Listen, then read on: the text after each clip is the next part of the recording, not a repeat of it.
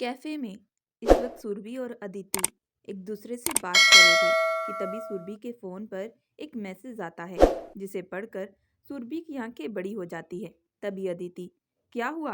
क्या देख लिया है तूने फोन में? अदिति के पूछते ही सुरभि के फेस पर एक हल्की सी मुस्कुराहट आ जाती है। तभी सुरभि, विक्रम कैफे के बाहर हैं और मेरा इंतजार कर रहे हैं। ये सुनते ही अदिति, लेकिन विक्रम यहाँ पर क्या कर रहे हैं? सुरभि, पता नहीं यार, उन्होंने मुझे अभी आने के लिए कहा है तो मुझे जाना पड़ेगा। सुरभि की बात सुनते ही अदिति के फेस पर एक शैतानी मुस्कुराहट आ जाती है। वह हंसते हुए, कुछ ना होते हुए भी ऐसा लग रहा है कि तुम दोनों एक रिश्ते में हो। विक्रम को लेकर जो तेरे चेहरे पर मुस्कुराहट आती है उससे मुझे साफ पता चलता है कि तू उससे प्यार करने लगी है। ये सुनते ही सुरभि के गाल लाल हो जाते हैं। तभी वह अदिति को बाय बोलकर तुरंत वहां से निकल जाती है। अदिति अपने मन में, ओ गॉड, सब कुछ सही करना इसकी लाइफ में। एक ही मेरी सहेली है और इसकी जिंदगी में हमेशा तकलीफें रहती हैं। लेकिन इस विक्रम के आने के बाद मुझे ऐसा लगता है कि सुरभि को अच्छे से ये संभाल लेगा। हालांकि मैंने इसे देखा नहीं है, लेकिन मेरा मन कहता है। ये कहते अदिति के फेस पर मुस्कुराहट आती है। दूसरी तरफ सुरभि फोन में, कहाँ हो आप? मुझे आप कहीं पर दिख नहीं रहे। तभी विक्रम हल्की सी वॉइस में, डार्लिंग, दिल से याद करोगी तो हर जगह मुझे ही पाओगी। सुरभि इसके आगे कुछ कहने वाली थी कि तभी विक्रम पीछे से आकर सुरभि को कसकर पकड़ लेता है। अचानक विक्रम के पकड़ने से सुरभि कुछ देर के लिए डर जाती है। तभी वह धीमी सी आवाज में, आपकी आदत कभी नहीं जाएगी, हमेशा ऐसे करके मुझे डरा देते हैं। तभी विक्रम रोमांटिक वॉइस में, डार्लिंग, तुम्हारे साथ मैं हूं तो तुम्हें डरने की क्या जरूरत है? ये कहते ही अगले पल सुरभि को अपने सामने करता है। दोनों एक दूसरे की आंखों में देख रहे थे। तभी सुरभि को एहसास होता है कि वह एक पब्लिक प्लेस में है।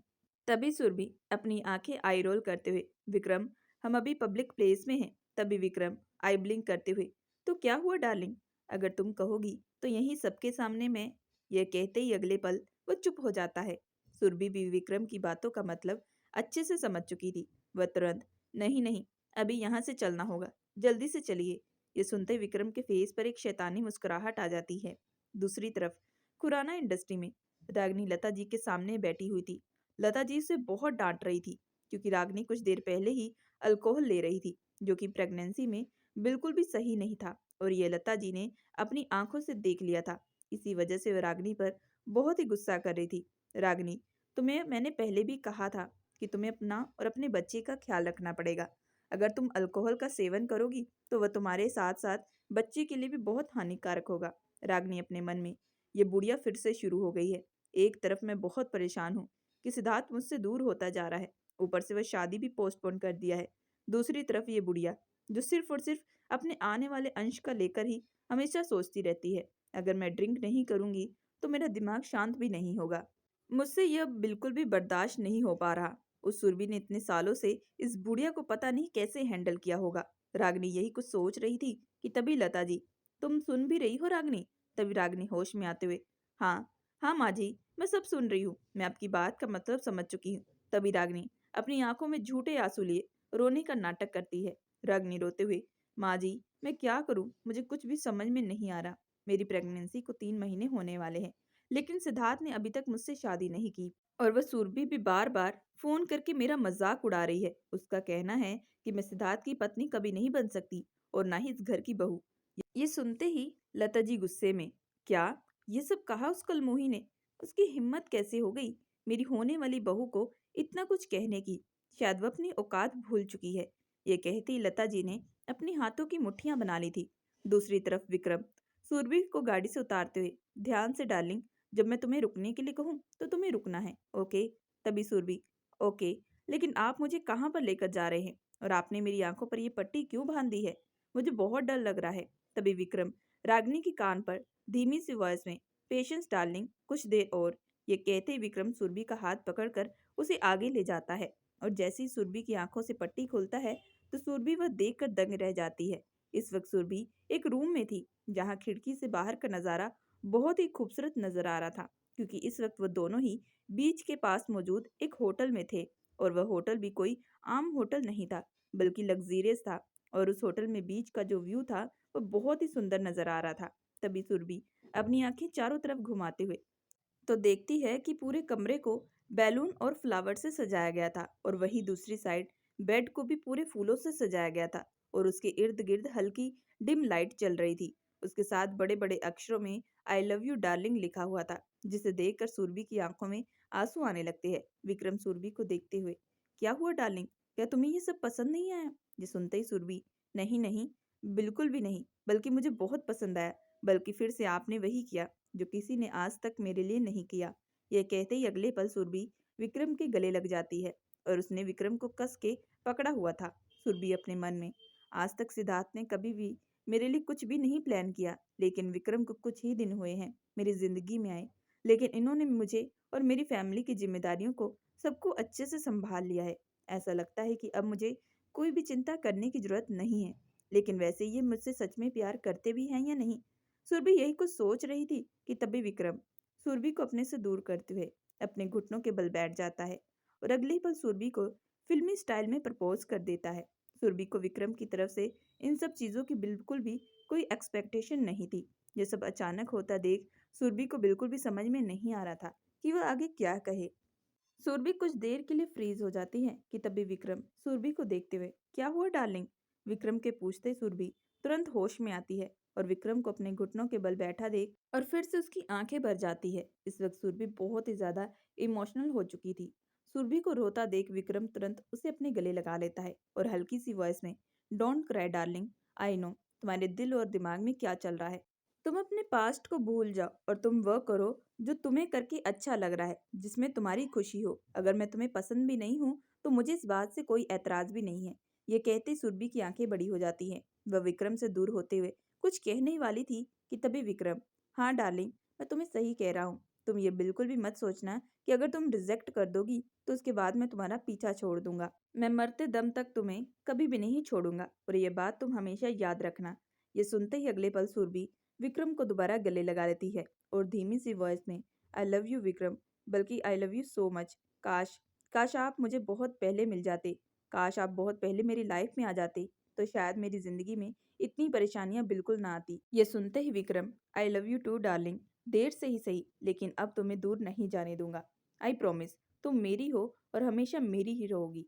दोनों ही काफी ज्यादा इमोशनल हो चुके थे, लेकिन विक्रम इस रात को एक यादगार बनाना चाहता था। इसी वजह से वह तुरंत एक सीटी मारता है, जिससे कमरे की सारी लाइट ऑफ हो जाती है। कुछ जगह पर कैंडल चल रही थी, जिससे कमरे का व्यू और भी ज्यादा रोमांटिक लग रहा था। और तभी पीछे से बैकग्राउंड गाना भी बजता है और विक्रम सुरभि के साथ डांस करना शुरू कर देता है। दोनों ही एक दूसरे का हाथ पकड़कर डांस करते हैं कि तभी सुरभि तुरंत विक्रम को किस करना शुरू कर देती है।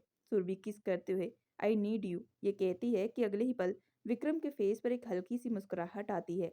वह भी तुरंत सुरभि को किस बैक करना शुरू कर देता है। विक्रम सुरभि को किस करते हुए, डार्लिंग, तुमने खुद इस भूखे शेर को जगा दिया है और अभी ये शेर अपनी भूख खत्म करने के लिए कुछ भी कर सकता है। ये कहते विक्रम ने अगले ही पल सुरभि को पैशनेट किस करनी शुरू कर दी थी।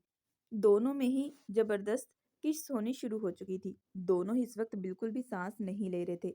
इस वक्त रूम का जो टेम्परेचर था वह काफी गर्म हो चुका था। विक्रम सुरभि को किस करते हुए सुरभि को सीधा बिस्तर पर ले जाता है और तुरंत उसे बिस्तर पर धकेल देता है।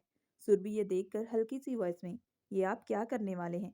तभी विक्रम, भूखे शेर को जगाया है डार्लिंग तुमने, अब उसका हर्जाना तो भरना ही पड़ेगा। यह कहते ही वह अगले पल सुरभि को अपने आगोश में ले लेता है। इस वक्त सुरभि और विक्रम दोनों एक दूसरे के हाथों को कसकर पकड़े हुए थे। विक्रम सुरभि के गले से किस करते हुए धीरे धीरे नीचे की तरफ झुकता है कि तभी सुरभि रोमांटिक आवाज में, नहीं विक्रम, यह कहते विक्रम सुरभि के फेस की तरफ देखता है, जो कि अपनी आंखें बंद की हुई थी।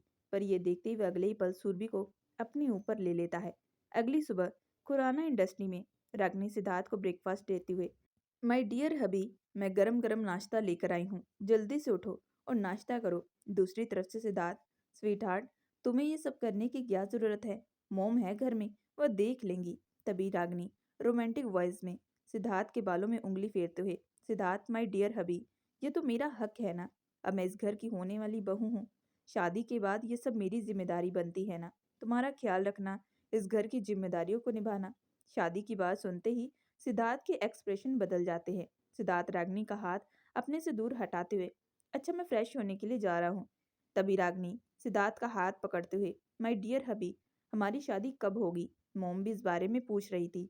ये सुनते ही सिद्धार्थ रागिनी का हाथ अपने से दूर करते हुए, रागिनी कुछ दिन लग सकते हैं। उस दिन मीडिया में मैंने कहा था कि हम अगले ही दिन शादी करने वाले हैं।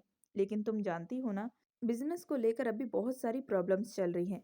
मैं भी उसमें थोड़ा उलझा हूँ। मुझे थोड़ा वक्त चाहिए। वैसे भी तुम इस घर में हो, कोई चीज़ की कमी नहीं हो रही है ना तुम्हें? सब कुछ मैं तुम्हें दे रहा हूँ। पहले तो तुम्हें सुरभि से भी प्रॉब्लम थी, अब वह भी इस घर से जा चुकी है और मेरा उसका डिवोर्स भी हो चुका है। तो तुम्हें ज़्यादा चिंता करने की ज़रूरत नहीं है। आज नहीं तो कल हम दोनों शादी कर ही लेंगे। लेकिन मैं बस थोड़ा सा टाइम चाहता हूँ। ये सुनते ही रागिनी अपने हाथों की मुट्ठी बना लेती है। लेकिन उसने अपने फेस पर एक झूठी स्माइल रखी हुई थी। वह सिद्धार्थ का हाथ पकड़ते हुए, कोई बात नहीं माय डियर हबी, मैं परेशानी में तुम्हारा साथ नहीं दूंगी तो कौन देगा? वैसे मुझे आज शॉपिंग के लिए जाना था, मुझे कुछ पैसों की जरूरत है। तभी सिद्धार्थ बिना देरी के अपने वॉलेट से एक कार्ड निकाल कर रागिनी के हाथों में दे देता है। 0578 इसका पासवर्ड है, जो भी लेना हो ले लेना। ये कहते हुए अगले पल वॉशरूम की तरफ चला जाता है। रागिनी अपने हाथ की तरफ देखते हुए, ठीक है सिद्धार्थ खुराना, अभी नहीं तो चलो बाद में, लेकिन उतना दिन तो मैं अपने ऐशो आराम को पूरे करूं। कितने दिनों से मैंने शॉपिंग भी नहीं की। शॉपिंग करके दिल को सुकून मिलेगा। और लेकिन उससे पहले सुरभि को फोन करके थोड़ा हालचाल लूंगी। उसे तकलीफ में देकर मेरे दिल को वैसे भी राहत मिल जाएगी, क्योंकि आज तक तो सिद्धार्थ ने उसे कभी भी एक फूटी कोड़ी भी नहीं दी थी। ये कहते ही अगले पल रागिनी उस रूम से निकल जाती है और जैसे ही बाहर जाती है तो वह लता जी से टकरा जाती है। लता जी, रागिनी बेटा ध्यान से, इतनी भी जल्दी क्या है? तभी रागिनी हड़बड़ाते हुए, सॉरी माँ जी, वो मैं, इसके आगे वह कुछ कहने वाली थी कि तभी लता जी रागिनी के हाथ में कार्ड देखते हुए रागिनी की तरफ देखती है। रागिनी, वह एक्चुअली माँ जी, कितने दिनों से शॉपिंग नहीं की थी। अब मेरे कपड़े जो है मुझे फिट भी नहीं आ रहे हैं, इसलिए सिद्धार्थ ने मुझे शॉपिंग करने के लिए कहा है। ये सुनते ही लता जी, हाँ बेटी, मुझे भी शॉपिंग के लिए जाना था। चलो अच्छी बात है, सिद्धार्थ ने तुम्हें अपना कार्ड निकाल कर दे दिया। हम दोनों ही आज शॉपिंग के लिए चलते हैं। ये सुनते ही रागिनी मन में, इस बुढ़िया को मेरे साथ ही जाना है क्या? खुद भी तो जा सकती है, और इसे कपड़े लेने की क्या जरूरत है? उम्र हो चुकी है, अब क्या फैशन करेगी? रागिनी अपने मन में यह सब सोच रही थी कि तभी लता जी, क्या हुआ बेटी, कहाँ खो गई हो? तभी रागिनी अपने चेहरे पर झूठी मुस्कुराहट लिए, नहीं माँ जी, मैं तो बस ये सोच रही थी कि आपको थोड़ा पार्लर में भी जाना चाहिए। आपके चेहरे पर बहुत ज्यादा टैनिंग भी आ चुकी है। यह सुनते ही अगले पल लता जी, हाँ बेटी, तुम सही कह रही हो। कितने महीनों से मैंने अपने चेहरे पर भी ध्यान नहीं दिया। इसके आगे लता जी कुछ कहने वाली थी कि तभी रागिनी, माँ जी, अब तैयार हो जाइए, मैं भी कुछ देर बाद ही आती हूँ, फिर हम दोनों साथ में चलेंगे शॉपिंग करने। यह कहते ही अगले पल रागिनी वहां से तुरंत निकल जाती है। रागिनी को जाता देख लता जी मन में, मैं अपने बेटे के पैसे यूं तुझे उड़ाने नहीं दूंगी, इस खानदान को अंश देने वाली है, इसी वजह से तुमसे बात करती हूँ। एक बार तो इस घर के वारिस को दे, उसके बाद तेरी हालत वैसी ही करूंगी जैसे सूरबी की थी, और उसके बाद तुझे भी इस घर से और सिद्धार्थ की जिंदगी से निकाल दूंगी। दूसरी तरफ सुरभि स्टार होटल के रूम नंबर 506 में कॉफी का मग हाथ में लिए एक रोमांटिक नॉवल पढ़ रही थी। इस वक्त सुरभि का मूड काफी अच्छा था, क्योंकि पिछली रात उसके लिए काफी सरप्राइज भरी रही थी। उसे बिल्कुल भी उम्मीद नहीं थी कि विक्रम इतना जल्दी उसे प्रपोज कर देगा। सुरभि ने सोच के रखा था कि आज वो दोपहर में ही दादी के पास जाएगी। होटल आने के बाद उसने माधुरी जी से भी बात की थी, और माधुरी ने बताया था कि दादी अभी दवा लेकर रेस्ट कर रही हैं। सुरभि नॉवल पढ़ने में बिजी थी कि तभी उसके फोन पर एक नंबर से कॉल आती है। उस नंबर को जैसे देखती है तो उसकी आंखें बड़ी हो जाती है। वह मन में, यह भला मुझे क्यों कॉल कर रही है? जैसे ही वह कॉल रिसीव करती है तो दूसरी तरफ से, हाय मेरी बड़ी दी, कैसी है? तभी सुरभि गुस्से भरी आवाज में, अब तुम मुझे क्यों कॉल कर रही हो? क्या सिद्धार्थ ने तुम्हें छोड़ दिया है? ये सुनते ही रागिनी के एक्सप्रेशन बदल जाते हैं। वह अपने दांत पीसते हुए, अपनी औकात में रहकर बोलो, तुम जानती नहीं हो मैं कौन हूँ? तभी सुरभि, तुम मेरे एक्स पति की रखेल हो। तभी रागिनी गुस्से में जुबान संभाल कर बोलो। ये सुनते ही सुरभि, क्या हुआ, गुस्सा लगा? अरे मेरी छोटी बहन, मैं तुझे सही तो बोल रही हूँ। बिना शादी के बच्चा पैदा करने वाली लड़की को लोग हमेशा इसी नाम से पुकारते हैं। मैं तो तुझे बस हकीकत से रूबरू करवा रही थी। तभी रागिनी गुस्से में, मुझे रूबरू करवाने से अच्छा है अपने आप को भी देख लो। तुम एक बांझ औरत हो, जिसके पति और सास ने उस घर से धक्के मारकर निकाल दिया, क्योंकि तुम उनके खानदान को वारिस नहीं दे सकती। सिद्धार्थ और उसकी माँ ने मुझे पूरे दिल से अपनाया है, और मुझे घर में मान सम्मान भी मिलता है, जो कि तुम्हें आज तक कभी भी नहीं मिला। तुम तो इस घर में एक नौकरानी बन के रहती थी। ये सुनते ही सुरभि, मैं जानती हूँ लता जी को, खैर छोड़ो, तुम ये बताओ कि तुमने मुझे क्यों कॉल किया? तभी रागिनी, मैं तो बस तुम्हारा हालचाल लेने आई थी। मुझे लगा कहीं तुम कोई कोने पर सिर पकड़कर बैठी होगी और रो रही होगी, और मैं तुम्हारी इस हालत पर थोड़े मजे भी ले लेती हूँ। तभी सुरभि चेहरे पर मुस्कुराहट लिए, हाँ, मैं तो बहुत मजे कर रही हूँ। मैं तो इस वक्त मुंबई के सबसे फेमस स्टार होटल में हूँ, जहाँ पर तुम्हारी औकात भी नहीं है आने की। तुम तो सिर्फ छोटी मोटी चीजों में ही खुश रहो। वैसे भी तुम्हारी तो आदत थी मेरी छोड़ी हुई चीजों को अपना बनाने की, तो मैंने छोड़ दिया है सिद्धार्थ को। अब मुझे कोई फर्क नहीं पड़ता। और हाँ, आगे से मुझे कभी कॉल भी मत करना। ये कहते सुरभि तुरंत फोन कट कर देती है। रागनी सुरभि की ऐसी बातें सुनते ही बेहद हैरान हो जाती है। वह मन में, इसकी बातों से तो मुझे वैसे ही लग रहा था कि ये कुछ ज्यादा ही हवा में उड़ने लगी है, लेकिन इसके उड़ने का क्या कारण है? और अभी ये स्टार होटल में क्या कर रही है? इस गवार के पास इतने पैसे कहाँ से आ गए? लेकिन शायद हो सकता है वह मुझसे झूठ भी बोल रही हो, लेकिन यह तो पहले इतना नहीं बोलती थी। आजकल ही कुछ ज्यादा बोलने लगी है। मुझे कुछ गड़बड़ सी लग रही है। मुझे पता लगाना ही होगा। दूसरी तरफ विक्रम इस वक्त एक ऑफिस में बैठा हुआ था। उसके फोन में सुरभि की फोटो थी।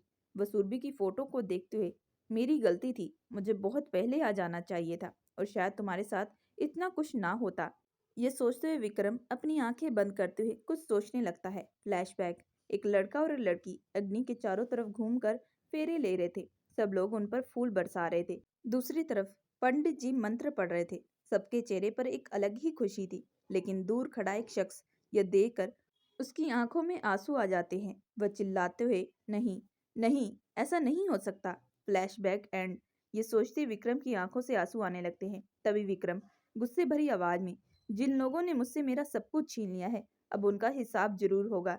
ये कहते ही अगले पल वह किसी नंबर पर कॉल करते हुए, मिश्रा जी, कोई अपडेट? तभी दूसरी तरफ से, सर आप जैसा चाहते हैं वैसा ही हो रहा है। सिद्धार्थ के साथ जितनी भी कंपनियां जुड़ी थी वह सब बैकआउट हो रही हैं। सबने सिद्धार्थ की कंपनी में जितने भी शेयर लगाए थे वह सारे के सारे वापस ले रहे हैं। और जल्दी सिद्धार्थ का बिजनेस करप्ट होने वाला है, क्योंकि मार्केट में उसका नाम बहुत खराब हो चुका है। ये सुनते ही विक्रम मुस्कुराते हुए, ग्रेट, जल्द से जल्द सब कुछ हो जाना चाहिए। मैं सिद्धार्थ को बिखरते हुए देखना चाहता हूँ। तभी मिश्रा जी, सर वैसे ही होने वाला है, बस आपको थोड़ा इंतजार करना पड़ेगा। दूसरी तरफ स्टार होटल रूम नंबर 506 में रागनी से बात करने के बाद सुरभि का मूड बहुत ऑफ हो चुका था, क्योंकि कहीं ना कहीं रागनी ने सुरभि के जख्मों पर नमक छिड़क दिया था, जो कि सुरभि को कहीं ना कहीं खटक भी रहा था। सुरभि मन में, मैं ना कभी एक अच्छी बहू बन पाई और ना ही कभी एक अच्छी पत्नी। विक्रम ने क्या देखकर मुझसे प्यार किया है पता नहीं। सुरभि यही कुछ सोच रही थी कि उसके फोन पर विक्रम का नंबर फ्लैश होता है। विक्रम का नंबर देखते ही सुरभि का बिल्कुल मन नहीं था कि वह विक्रम से बात करे। दूसरी तरफ मॉल में इस वक्त लता जी ने बहुत सारी शॉपिंग कर ली थी, लेकिन दूसरी तरफ रागनी अपने मन में, इस बुढ़िया को अपने साथ लाकर मैंने बहुत बड़ी गलती की है। मैं जब भी कोई कपड़े खरीद रही हूँ उसमें कोई ना कोई नुक्स निकाल दे रही है। अब भला मैं इनके अकॉर्डिंग कपड़े पहनूं? मैंने सोचा था कि खूब सारी शॉपिंग करूंगी, लेकिन यह तो सिर्फ अपने लिए ही कपड़े खरीदने में लगी है। पता नहीं सज धज के कहाँ जाएंगी। रागनी को इस वक्त बहुत ही गुस्सा आ रहा था। वो अपने मन में यह सब सोच रही थी कि तभी लता जी, रागनी, तुमने अभी तक तो कुछ लिया भी नहीं अपने लिए। तभी रागनी मन में, बुढ़िया तो लेने कहाँ देती है। रागनी बस गुस्से भरी आंखों से लता जी को देखती है। तभी लता जी, क्या हुआ बेटी, कुछ बोल नहीं रही? ये सुनते ही रागनी झूठी स्माइल अपने चेहरे पर लाते हुए, नहीं माँ जी, कुछ भी नहीं हुआ, मैं बस थक गई हूँ। प्रेगनेंसी की हालत में इतना चला नहीं जाता है ना। तभी लता जी, हाँ बेटी, वह तो मेरे दिमाग में रहा ही नहीं इस शॉपिंग के चक्कर में। लेकिन तू अपने लिए कुछ खरीद ले, उसके बाद हम दोनों घर वापस चलते हैं। तभी रागनी, नहीं माँ जी, मुझे यहाँ पर कुछ पसंद भी नहीं आया, मेरे लायक का कुछ है भी नहीं, हम लोग घर वापस चलते हैं, मैं बहुत ज्यादा टायर्ड हो चुकी हूँ। कुछ देर बाद रागनी और लता जी दोनों उस मॉल से निकल जाती हैं। इस वक्त रागनी गाड़ी में बैठी हुई थी। उसका मूड बहुत ही ऑफ था। वो अपने मन में, एक बार मेरी शादी हो जाने दे, उसके बाद तुझे बताऊंगी, चुन चुन के बदले लूंगी, सारे बदले लूंगी। दूसरी तरफ मून बार में इस वक्त सुरभि एक के बाद एक गिलास वाइन का ले रही थी। उसकी हालत बहुत ज्यादा खराब हो चुकी थी। सुरभि खुद से बड़बड़ाते हुए, सच कहती है लता जी, मैं मनहूस हूँ, कभी किसी को मैं खुश नहीं रख सकती, मेरे साथ जो भी रहेगा उसे भी तकलीफ पहुंचेगी। ये कहते सुरभि की आंखों में आंसू आ रहे थे। उस वक्त वह बिल्कुल भी कोई होश में नहीं थी। लेकिन दूसरी तरफ सुरभि के फोन पर अदिति की बहुत कॉल आ चुकी थी। आज सुरभि दादी से मिलने के लिए हॉस्पिटल भी नहीं गई थी, क्योंकि वह नहीं चाहती थी कि दादी उसकी ऐसी हालत देखे।